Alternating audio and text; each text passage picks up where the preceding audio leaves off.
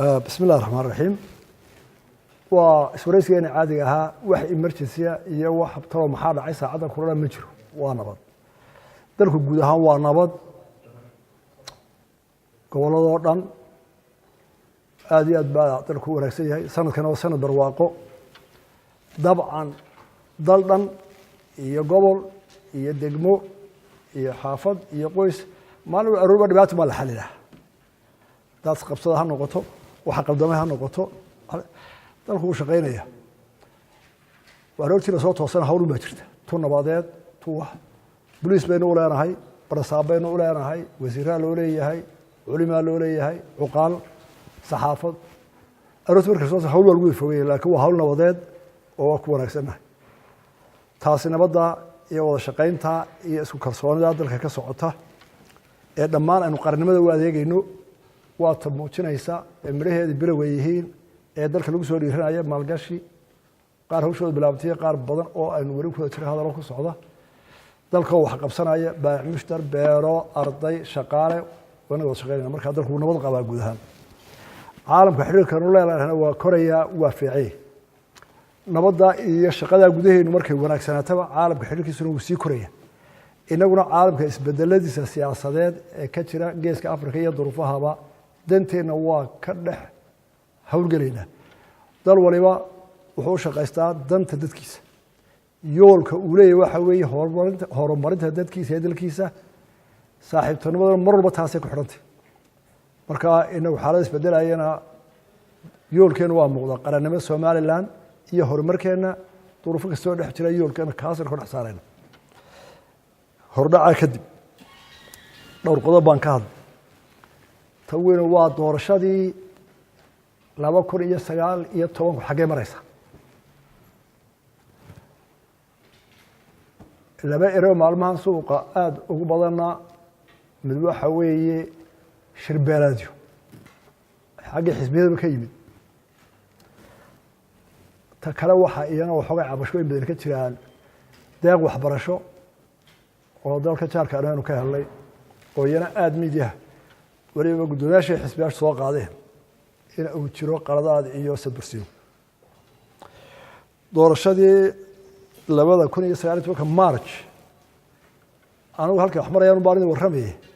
deetradii ka go'aamin ma qabsoomaysa mise qabsoomayso idinka ka raba doorashadii 2019 saa u qabsoonto oo maxkamadda sare iyo labada aqalba gudoomiyeen in bisha la qabto xeer adaga waxay u baahan tahay doorasho in la qabto sideedaba way aragano aragno 10 bilood in loo diyaar garoobo 10 bilood bay doorasho waliba u baahan tahay in loo diyaar garoobo doorashada markii aanu ka soo baxnay xukuumadda dhisnay sida caadiga doorasho walba waxay leedahay xogay dibteeda ay tahay markaan hore looga baxo si hore loogu socdo wala bilaabay commissionku waxay soo kaayeen xisaabta waxaana soo hordhigeen barnaamijkii doorashada lagu gali lahaa 10 bilood iyo maalin iyo bil iyo week walba wax la qabanayo saddex arrimood ayaana ugu cuslaa in laga wada hadlo oo la hirgeliyo mid waxay ahayd laba doorasho oo isa saaran isku sidkan oo isku soo beegmay oo tii dawladda hoose iyo tii baarlamaanka oo mid waliba sharci gaar ah hore u lahayd in labadooda sharci la iswaafajiyo oo mid la iskaga dhigo si aan kolba maarta sharci dhan loogu durin in la mideeyo laba kalabaadna wuxuu ahaa deeq lacagtii iyo xoolihii lagu dhisi lahaa doorashada lagu qaban lahaa in la keeno saddex in xisbiyada qaranka saddexda xisbi doorashada iyaga soo galay wixii qaldamay iyo wixii saxmana iyaga laga doonayaa inay ku soo ururiyaan commissionka oo ay keenaan soo jeedin ah halkaana waynu ka qaldanay aan ka baydno halkaasina way ficnada aan sii xoojin dabeetana soo jeedinta xisbiyada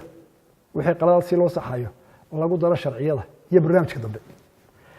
saddexda qodob baa waajibaadkii meesha yimaada ta qorshaha iyo xeer isku duwidda waxaa loo xil saaray xukuumadda waxaana yidhaah lagu soo ururiyo commissionka ta lacagta waxaa loo xilsaaray loo qaybiyey qolooyinka doorashada inaga caawisa iyo xukuumadda xisbiyadana waxaa loo diray inay soo riboorkii keenaan wixii qaldamay wixii la sixraa muddana waxaa la qabtay inay intaas ku dhammaato juun intiina soo dhaaftay markii shirkaa lagu kala tegey maarij wixii ka dambeeyey xisbiga waddani qaraar buu soo saaray oo uu leeyahay la shaqayn mayno komishankaa jooga iyagoo la kala diro mooyaane sababtoo ah doorashadii hore ee madaxweynaha ayaanu wax ka tirsanaa inay wax qaldeen muddoba 4 ilaa 5 shir baan wada yeelanay waddani iyo xisbi kale oo cidba 2 shiroo gaarna waxaanu yeelanay 3 shiroo gaarna waxaan wadno iyo anigu waxaan wada yeelanay waddani arrintaa komishanka la shaqayn mayno waxaanu ka doodnay waar dee taasi waa dib u noqosho oo waxa weeye waddani doorashadii ma ogoli haddaad tidhaahdo komishankii maanta kuma kalsoonaya shaqayn maayo waxa weeye arrintaa bal arrin kale ha lagu noqo waxaanu dib u baarnay clipkii markii uu gudoomiye cabdiraxmaan uu yidhi waan tanaasulo doorashadan ogolay clipkii uu ka akhriyay baanu dib u doonnay deetana isagii baanu isla nimid waxaan waryaahe dee arrintu iminka maahe maalintaaba waxaad ku dhawaaqday maad golan doorashada clipkaagii haddii la eego taageerayaashaadii umaad sheegin in doorashada la helaye bal baad ku qabatay meel dhexaad ugu qabatay clipkiisi waa eegi doontaa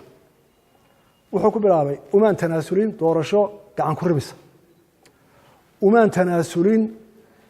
guddoomiyaha xisbiga kulmiye umaan tanaasulin xisbiga kulmiye laakiin waxaan u tanaasulay danta qaranka iyo nabaddiisa iyo dalka horumarkiisa waa 2 sentence waa 2 weedho Soomaaliga ka adeegto weedha hore waxay deedifaysay inuu u tanaasulay xisbiga ay tirtabaya oo haddii xisbiga aanu xisbiga u tanaasulin sida caalamiga ah yuu u tanaasulay waxay caddaysay inaanu u tanaasulin murashax ay tirtabaya marka haddaanay labadii murashax isu tanaasulinna ee tanaasulnimo dhicin 3 muu fasixin doorashada muu odhan doorashadaasi sidaa laga helay baan ku aqbalay waan ku hanayay wuxuu waa uma tanaasulin doorasho gacan ku rimisa shaki buu galay doorashadii marka kelmadii waxay tahay weedhi marka baragraafkii uu yiri la akhriyo dib loo akhriyo waan tanaasulay hablo wala tahablo si waxbana hasiin taas maxay abuurtay dadkii labadiis baragraaf irayay baa laba dhinac loo akhriyay hadda dadku weynaha aan kamid ahay waxaan u qaadan inuu tanaasulay oo baragraafka hadaba nabad baan u qaadan laakiin taageerayaashiisi waxay qaateen sentence hore doorashada gacan ku ribis baa ma aqbalayno maxaan u aqbalnaa doorasho beena dadku markaa haddii xanaaqaan dadka taageerayaasha wadani ilaa maanta hadday caroodaan oo furka tuuraan la yaab male waayo guddoomiyaha ay doorteen ee 40% codka la siiyey mu odhanin doorasho waxba laga helo walaal aan degno wuxuu u markhaati furay gacan ku ribis markaa babliga caadi la yaab male hadduu caroodo wuxuu uma tanaasulin xisbiga aan tartabaynay taageerayaashii maxay ugu tanaasulay markaa xisbiga haddaba isagii leeyahay uma tanaasulin wuxuu leeyahay murashax uma tanaasulin oo taageerayaashii markaa maxaa laga sugaya halka horta wax ka xoogaa talaga jiitamay halkaas ay noqotay markii aanu dooda ka waxaan ku hadaba waayay hadaba markii doorashada tanaasulisay wadaniyo waxaad xaq u lahayd xaq u leedahay inaad maxkamad geysaabe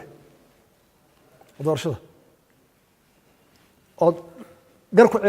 ku doo baxdo maad geeno oo sheegtay maantana sharci waa ku furay saaynu hore u socono hadday kula tahay inay qolada commissionku ay wax masuumaasqana doorashada hore aad hibanayso dee xaq baad u leedahay maxkamadda gee ilaa anigu sax baan u arka goob joogeyaal baa joogay sax baan u arkay caalami bay ahaayeen sax baan u arkay loo kale baa ahaayeen sax baan u arkay haddaba dee dadkii ku hayn mayno kala qaybin ilaa labadii xisbi ugu waaweynaa wax kala heleen dee maxkamad gee baasha commissionka dib baa loo tiriyay haddii la doonay doorashada laakiin dadkii aanu ka saarno shaki iyo tafarruq maxkamaddu waa diiday taas halkaas isku taagtay waxaa hubaala xisbiga waddani taageerayaashiisa waa ixtiraamayna waa muwaadiniin xariira kuwa kalun bay la mid yihiin tartanka nin walba xisbigu taageeraya iyo qof waxaana sharcigu kolka laga helo qofka liidarka ayaa xisbiga ku xirantay inay dadkii qalciyaan waa la inaga helay oo lagu kala hagaago laakiin hadduu liidarkii meel dhaxal ku hayo dee shacabkiina waxba sii dayn kari maayo waana jiita ka dheera inala socda ee xanaftii doorashada ee halkaas ka socota iminkana waxaan leeyahay gudoomiyaha xisbiga wadani iyo xisbiga waxa haddii ay nag wax ka sheegteen maxkamadda oo bannaan haddiise ay dhahdaan la shaqayn mayno dee anugu keliga tartan geli maayo xisbiga 40% helay ciro waa qof laakiin waxaanu ixtiraaminaa codkii iyo xisbigii iyo taageerayaashii wadani ha isku noqdaan ama maxkamadaha geeyaan ama commissionku waqti buu leeyahy anu ma kala eri kara imika commissionka cabdiraxmaan ciro wuu ogyahay sida loo eriyo commissionka waa waddada ugu adag baarlamaanka ayaa ka adag commissionka waxa leeyahay marka la kala diraayo waa la soo dacweynaya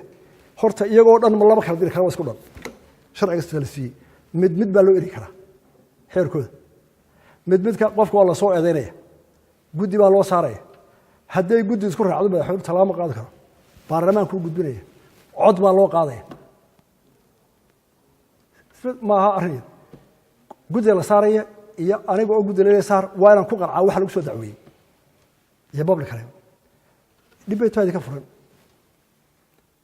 mid baan dacwo markaa toddobaad mid ma gaarkiisa loo dacweynaya mar qura waraaq loo diri karo mid walba goonid saa loogu ansixinaya baarlamaanka in la eriyo cabdiraxmaan waa ogyahay isaga qore sharciga kala eri ma kala eri kale waa ogti distoorkana ka baaraysa taasi halkaas istaagtay markaa doorashadii halkaas baa ku jira halkaa kaga jira laba tii ahayd inay xisbiyadu soo qoraan wixii xumaaday wixii kale lagu daro waanu si nimid xisbiga wadani wuu diiday inuu asalba arrintaa ka hadlo oo uu la shaqeeyo uu wax qoro xataa inuu fadhiisto qoro wixii qaldamay uu gaar ugu geeyey isaguna waxaasaan isku haystaa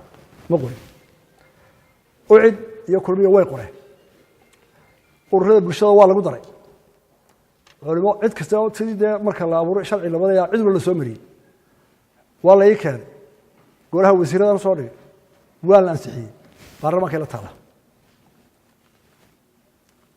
iyo wixii sharci qaban lahaa laga doonayo ku xidhaa doorashada baarlamaankan u gudbin waxaa ka mid a haweenka waxaa ka mid a reeraha gabowyaha wixii laga yeeli lahaa waa xeer baarlamaanka hor yaalo loo baahay inuu baarlamaanka horgeliyo saami qaybsiga baarlamaankaa leh sharciyan iyagaa sharciga dejiya waa golahoodii iyagaa waaye araga iyaga looga fadhiya taasina halkaasay taallaa waxaa maqan qaybtii wadani tii dhaqaalaha 16 milyan baa la yidhi doolar ayaa loo baahanyay in doorashada gasho 4 baa xukuumadda waa bixiso labaha soo hormariso labana markay dhexda maraysaa bixiso inta kalena waxaa bixinaya deeq bixiyaasha labadii annaga march baa laga shubay 2 milyan waxaana hadda lagu bilaabo kaar bixintii bedelaada labada kalena waxa laga rabay September haddii la qabanayana waa iga diyaar maxaa dhacay marka deeq bixiyaashu waxay dhahan xisbiyadu ma heshiiyeen maya in badan bay noo yimaadeen mid walba doodiisa akhriyeen way istaageen xisbiyadii anaaba ku raacsan anaaba doorasho qaban wadano maqan 40% of the nation wadaniyana karaamo leh dalkoodana hore u dhisaan doonaya xaq bay leeyihiin hadday doorashada xun tahay in la ogaado ay ku qancaan haddii war qalada loo sheegay inay ogaadaan marka waa la sugayaa xisbiga wadani inta uu isagu go'aan gaarayo waxay u daldalan tahay go'aanka wadani ciddii kale waxooda waa dhammaatay tii doorashada halkaas aan dhigay waxaan ka warrami lahaa ta kale waxaa ka dhashay xanafo badan weli dadkii doorashada kala galo aan weli isdhex gelin weli wax kala tirsanaya nina uu qabo inta uu guul xalaala helay in lagu haysto oo leeyahay waxba dhacday oo leeyahay war waxa ma dhacay nadiif baan midna uu leeyahay waa la dhacay har cad baa inuu tuug baata hadda waxa in arrinta lagu daado xal loo helo haddii lagu harsoonaan waayo commissionkii haddii wadan goobjoogayaashii caalamka diideen haddii markii maxkamadda xaq u lahayd maxkamaddii aanay geynin maantana xaq u leeyahay maxkamadda geeyaa waxay maxkamaddu ku saleeyeen laakiin doorashada inay daldalaato qaranka dan maaha baarlamaanka in la bedelaa doonaya in badan u fadhiyey haddaan sharcigaa wadan sii deynin dee baarlamaanku kusii fadhiyaya ila meeshu banaanaan maysee waana hubaa muwaadiniinta ragga taageera wadana inay in badan doorasho diyaar u yihiin iyo baarlamaanka haddii baarlamaanku dhowr iyo 10 sano fadhiyeen oo aynu eedeyno leenahay war maxaa u fadhidaa dee awooddu xisbiyada ku jirtaa inay xisbiyadu bahalka dowladda ka kaxayn doorashada marka xisbiyadu inay khilaafkooda xalliyaan oo meesha geeyaan waxa ka dhashay xanafo badan oo maalba wax ku lug leh dhacaan dadka cadhaysan oo qaba in la dulmiyey oo deena wax badan ay ka tafaraaruqaan oo hawshii maamulka la sii dirayaa wixii baa wali la sii cadhaysanaya wax badan ma ka dhacaa dalka waxay dawladda ku haysaa khilaafka xisbiyada leaderska waliba ragga xisbiyada hogaaminaya qodob kale oo wiigan nagu soo noqdayna waxa weeye waxa la yidhi deeq baa la siiyey waynu qaylinay waliba marka hore waxa qaylin jiray ardayga laga taga iyo dadka maaragtay dee maamulka hayaha hoose labadii gudoomiye ee labada xisbiye mucaaradka way ka hadleen si xun baa loo qaybiyey gobolada waa loo kala xday qaar baa loo buriyey oo tiro intaa la siiyey qaar baa la dulmay haddii aanad xumaan doon ahayn oo hashu marka waxdiisa maqaarka meel xun bay ka ursahay aanad gudoomiyaashu meel xun aan ka eegaynin oo ay leaderskii qarankan maanta doorashada u galay in madaxweynayaal noqdaan ay yihiin oo codka intaa leg dadku soo daba taagay waa yeelka dadku xurmeeyey madaxweyne leh gudoomiye xisbi leh murashax leh waxay u baahan yihiin inay waxyaalaha fidmada iyo naca dadku dhex abuuraya in badan ka wareegeystaan iyagu oo mushkilada damiyaan laakiin maaha iyagu inay dadka farta ugu fiiqaan inay balaa jirto waayo ummaddii liidarka daba socotay colaad bay qaadanaysaa labada gudoomiye waxay sheegeen in scholarshipkaasi qalada loo qaybiyey wadada buriyey waxay kari karayeen intaanay miidiya la hadal intaanay dadka bamshar ku dhex tuurin inay u tagaan wasiirka waxbarashada inay la xisaabtamaan systemka wax ku qaybiyey inay ogaadaan qaabka wax qaybinta la bilaabo saxmate sidii loo qaybiyey saxmate lagu heshiiyey inay odaashta huyaan bahay dabeetana ay case keeneen halkaasay ka qaldantay ka doodi maayo anigu wasiir ka daafici maayo berisana xaq mawlid inay baadhaan arrinta halkay timid warbixintii iyo qoraalkii rasmiga ahaa ee wasaaradda ka soo baxday halkan u yaalaa qaybsado qaata nin walba wasiirka dawladda ka qalay ka daafici maayo dawladdu hadday wax qaladay qoortaan soo dhiganeen waayo xaq baan ugu leeyahay dadka u jawaabno wixii ka jira waxaanu ka duulaynaa ka hadli maayo anigu saas waxaan ka duulayaa warqadda rasmiga ah ee wasaaradda waxbarashada wax ku qaybisay anaa askareeya wixii qaldan hal cad baa xalaal la qashaaye ayaynu wasiirka iyo wasaaradda weydiinayna inay war midna daafaceen haddaan anigu u yeedhiyoon qayb qaatayna maxkamadda ay geenaysaa miidiya horta ay keenaysaa laakiin waayeelka waxaa laga rabaa inuu hubsado warka uu sheegaya intuu leegay iyo wuxuu abuuri doono haddaanu u badheerayn fidmadda ku dhex tuur qodobka kale ee isna maalmahan aada u socdaa waxa weeye shirbeelaad labadii gudoomiye labada xisbiye mucaarad wadani iyo ucidba waxay ku dhawaaqeen inay shirbeelad qabanayaan boolad kale geli maayo gudoomiye xisbi 40% ummaddu dooratay bariya galbeed dal laga doortay shirbeeleed siday ugu dhalanaysa ninkaa siyaasiga hogaaminta inta hal leeg aniga way ila yar qaldanta ummadday saddex taallaa waxa qulantaana ka taaganahay dadku markay isqabtaan xeerkay ku kala baxsaa anigu waxaan leeyahay shirbeeleed gudoomiye xisbi saddexda gudoomiye ka mid ahay kii ku dhawaaqaba waxa ka dhalanaya dembi sharci ama sharci baa jabaya artikalada ama qodobada dastuurku arrintaa kaga hadlayo waajibaad ka dhalanayana koobi wardiyo sameeyay dastuurka ninka hayana uu hayo soo akhriyo qodobadana xusuusiyay marka kuwa la soo akhriyo ka doodi doona talo arrintaa shirbeeleedyadu sharciyan halkay taagantay xisbiyada awood siyaasi ah ayaa la siiyey fikraddii opinion inay soo jeediyaan buu dastuurku siiyey ummad bay hogaamiyaan loo kulmiye ahaan shirbeelaad xisbiga ku dhawaaqaya ma nihin ku dhawaaqana waxa leena waa khalad waynu ka gudbinaa marxaladda dastuur baynu ka samaysanay dadkuna saddexdaa xisbi bay kaga baxeen qabyaaladda oo u codeeyeen nin walbana Soomaaliland oo dhan baa u codeysay aniga ina wax habboon saxna ma aha in gudoomiye xisbiga shirbeelaad uu qabanay laakiin laba gudoomiye isku raacay oo mucaaradka kulmiye hawa diidan arrinta sharciga ma waafaqsan leh ninka uu waafaqsan tahay akhdoo saar artikalada shirbeelaad waa dib u noqosho maanta laguma fadhiyin faaladayda gaarka ah labada qodob ee waxbarashada iyo shbeelaadka labada gudoomiye xisbiyaasha way garanayaan waxay dhali karayaan sharcigana cabdiraxmaan cir isaga bayga badiyo oo 10 sano hor fadhiyay golaha shirka golaha qodob budusha uga haya laakiin malaha siyaasaddu bala taraartay maxaa ka dhalanaya codka gudoomiyaasha xisbiyaasha hadaba siyaasiyan inanka jaraa'id wax ku qoran jiray wax ku qoraa professorka analysis bixiya suldaanka hadla ee inta maaluba TV kale anagoo reebana waxa ismaracaya gudoomiye xisbigu ka culusi cod shacbi sida codka uu yiraahdo dastuurka wax u dhimaaya ee wax abuuraya miisaankeedu ummadda ku dhex tuuraya waxaanu nahay ummadu halgamaysa inaanu qarannimada Soomaaliya xaqiijino oo la ictiraafo dagaal badan baan ku socdo waxaanu u baahanahay faqri iyo shaqo la'aan baan haysa inaanu maalgashi caalamka u yeerano waxaanu u baahanahay inaan caalamka saaxiibo badan oo ilaah u gala ku yeelano haddii saddex xisbi ay ku kala fogaadaan shirbeelad baa la qabanaya la qaban maayo haddii deeqda yar ee ama waxbarasho ama mucaawino ama horumar shirkad dhexdeena ay xisbiyada waaweyn si aan sharciga waafaqsanayn maslaxaadda ummadda kala diraysa ay u dhawaaqaan saddexdeeda waxaan la hadlayaa gudoomiyaasha xisbiyada ka mid ah anaga dalkii dalro xumaan u geysanay shacabka taa ka cadhooday gadooday wax sameeya eed male leaders bay kulliyan raacaan marka taageerasha xisbiyada hadday cadhoodaan hadday qarxaan eed malaha shacab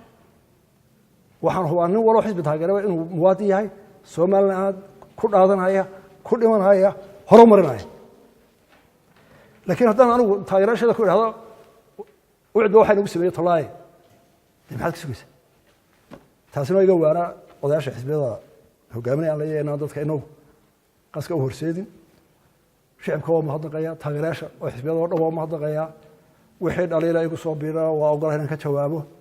xilaan labada kala saareen baa saaran waxaa soo dhaliilay waxa la adigu dawey ayaa la igu dhibaaxi doonaa oo ogolahay laakiin waa la qaataa dawada la qabta waa maadsantihiin laba su'aalood baan ku weydiinaya mid waa xagga doorashada ku saabsan tahay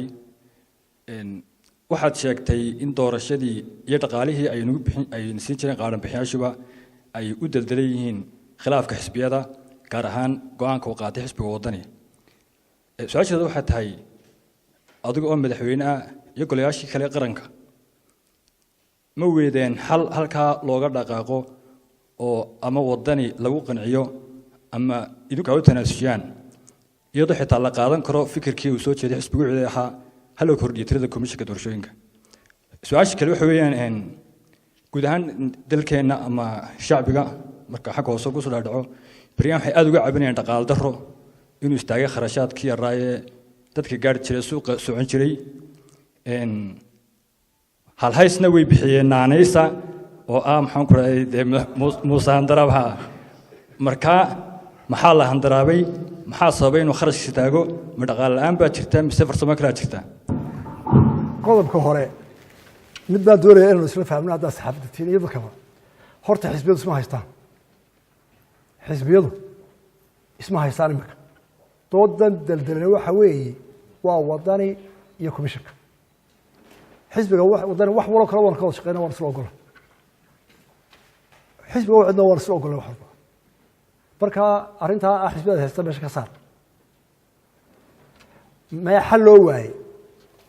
de golaasha shaqada way kala leeyihiin baarlamaanku ma dhex geli kara arinta toos ma geli karo guurtiina uma geli karto oo waanka ma geli karto waa arrin sharci wadani iyo komishanka arrinta dhex taalla ama waa inay maxkamad tagtaa ama waa iyagu ka wada heshiiyaan annagu kuma qasbi karo wadani ogolow komishankana ma odhan karo ogolow laakiin wixii waanahay waxay istaagtay xogaal baan ahayoo natiijadii baa xumayseen iyo maanaan xumayn ta halkaasaa dhigay ta labada ucid waa mawduuc kale eeg labaad isku qalda adigii saxabigaa arool baan ku raadinay xogaalkaa baa laba isdhex gelinaya proposalka ucid in laba la kordhiyo xaq bay u leeyihin waanu ixtiraamayna iyo xisbi waliba annagoo xisbiyada chance baan arsiiyey waxaanu aynu soo sheegnay doorashadii hore maxaa ka qaldamay maxaynu hagaajinaa xaggeen wax ka toosinaa xisbiga wadani wuu diiday inuu arrintaa galo full stop isagoo halkaas u dhigay waa ra'yigiisu alaalay ucid way soo diyaarisay waa march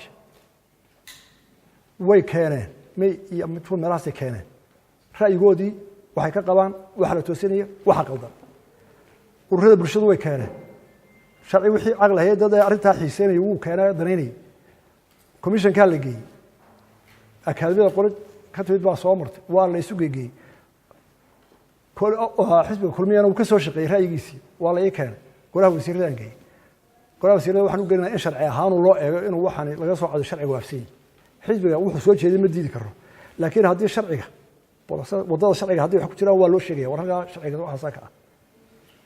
iyadoo soo dhammaan gudbin xisbiga wadan laba goor chance leh markii uu ra'yigiisa qoray soo gudbinayay inuu ku soo daro laba hal kordhay haddii ay dhaaftay oo imika xusuustay inuu baarlamaanka u geeyo sharciga waa qabiy qoraale ilaa baarlamaanka kordhin kara ama diidi kara ayuu xaq u leeyahay laakiin anigu ma faragelin kara hawsha ka dhaxaysa u cid soo jeedintii baarlamaanka kordhi adigu laba awoodda baarlamaanka u siiyay marka hore haddii awoodda la isla aad baa way wanaagsan lahayd waayo saa doonaan komishanka ayaa waa laga xakameeyay sharciga baarlamaanka ayaa xakameeyay iyaguna way ogyihiin saaxiibaday marka taasina waa saasoo waa fikrad ay leedahay wadani ucid with respect qoraalkoodii soo jeedinta baarlamaanku yaala weli looma codan ha u geeyaan labadan taana qasan ku yahay ta dambe handaraab horta intuu aqalku banaanaan lahaa iyo inuu handaraab soo xiro inuu xidhaa la qaatay laakiin kala waxbay soo galayaan laakiin aqalkiina haddii handaraab ku ahaado la furi waayo isna siga ku dhacayso uu bulshooyaya in la furo oo la hagaajiyo oo dadku reer gaar waa loo baahay haddaba handaraabka xidho waxba ka jira waska xidha waxa loo furaba anigu arinta toddoba furay ku soo shaqatay 7:30 uu difray ilaa habeenkii saacada buu furay laakiin waxa yaa soo galaya ka baxay maxaa yaa shaqeynaya yaa u taari waayo waxaynu u baahnaa waqti yar baan haysanaa hawlo badan baa inoo yaal at least production kee waxaan rabaa yaraad laakiin inaan shaqada barano oo qof walba shaqada wuxuu doonayo iyo halka uu shaqo qanaa gaabinaysa مثلا magacaade oo dheero jamhuuriyahay adiga iyo harwanaagii baa yiri Britain waxaan doonay madaxweynaha nashar xaq baa u leeyahay muddo dheer baa ku soo jirteen oo way timaadeen reerkii horta waxa doonaysan 15 daqiiqo inaan kafta ku lumino iyo iska war iyo taariikhdeena hore 15 waxa doonaysan inaad aragto gabay iyo faan iyo reer iyo waxay ahaayeen aad sheegto 30 minutes laba saacadood ayuu qofkii qaadanay qofna maalintii hadduu bato dhowr toban saacadood shaqeyn kara hadduu dadaalo sanadku waa 360 maalmood Soomaaliya waa 4 milyan haafima yimaado waa dumarka iyo carruurta dhalinyarada iyo inta talada tumisay timaada waxa soo qaadan 2 milyan tahay maalintii imsa qaabili kara haddii dhawaad uu qaabilaya waan taaba raaco kula waxda 15 minutes waxa ay sheeg ma qaad karo mid oo ka guuray oo telefoonkan iyo dhaqankan imka maxaa lahaayeen digital ka dhaafi waraaqii la soo qori jiray waxa ka soo jeedo waxa san ka rabaa waladiin ama telefoon buu doonay ku hadlo oo arrin serious ka dhameeyo telefoon ku hadlo ii kaadi ama haduu ku yimaado inaad respect saacadii shaah soo dhigto dabeetana si rag dal leeshari iska raaxaysan oo hadasha marka time-kii dadku yiri farlantina waa soo jooga waa dheertay xaqna uu leeyahay qof kasta inuu arko shida haddii markaa dadka ay dareemeen in wax la yiraahdo kii horta dadaal u marslaan oo shaqeeya haddana kuna saacada shaqada iyo saacada loo baahay furay laakiin meel balaqan dabaysha iyo jiirka iyo waxa uu soo galayay dhaqaalaha process buu leeyahay dhaqaalaha qofka igu yimaado hadduu xaq u leeyahay mushaahar xaq lumay deyn inta waa laga hadla awood oo dala mariya suurka wado dhigay iyo xirka shaqaalaha wadada hadii la maray waaninka wadadii lagu diiday hay sheego ninka xaq u leeyahay aanu diiday hay sheegday madaxweyne wad mahadsan tahay chance kanaad nasiisay waxaan ku weydiinayaa laba su'aalood labadaas su'aalood waxay kala yihiin waxaad golaha wasiirada xukuumadda ansixiyay kootadii haweenka aad baa loo soo dhaweeyay golaha loo gudbiyay wali ma meel marin waqtigeeda iyo markay meel marto wala sugaya laakiin waxaad adigu chance u leedahay magacaabida cidad magacaabayso xukuumadda ka tirsanaanaysa ama hay'adaha dawliga arinta aad baa lagu dhaliilayaa haweenka doorkoodii inaana siinin iyadoo tusaale loo aan u soo qaadan karno 19 qof oo arbacadii magacawday oo qof dumar ah ay ku jirin halka Abay Axmed lagu barbar dhigayaa uu 10 haweena magacaabay 20 wasiir oo magacaabay ra'iisul wasaare Itoobiya arintaas maxaa caqabada adiga ka hortaagan in haweenka door muuqda siisa inta kootadaas meel marayso taas waa mid su-aasheeda labaad waxa weeye 2009kii guddigii doorashooyinka waqtigaa jiray kalsooni darro ayay ka muujiyeen xisbiyadii waqtigaa jiray qaarkood sida kulmiyooda adigu aad ka mid ahayd iyo wixii waa la kala diro hal bay isu casileen adigu maxaad ugu dhagan tahay guddidan haddii cidi kalsooni darro ay ka muujisay in sidii taa laga yeelayba laga yeelo tan dambaan kuu soo horreysiiyo guddidaa doorashada cabashadoodii qofka ahayd waxaa ku qancay madaxweyne markaa joogay iyo golihii baarlamaanka tan imika natiijadii la isku haysto dee kuma qanacsan anigu madaxweyneha micnu maaha anaa lay doortoo la ii sameeyey laakiin waxa weeye markii ay arrintaas taagnayd ee maxkamaddu baa lala marin caalamkana waxaa loo sheegay inaynu ka tanaasulay goobjoogayaashii iyo dadkiina waxay isla ogolaadeen inay sax ahayd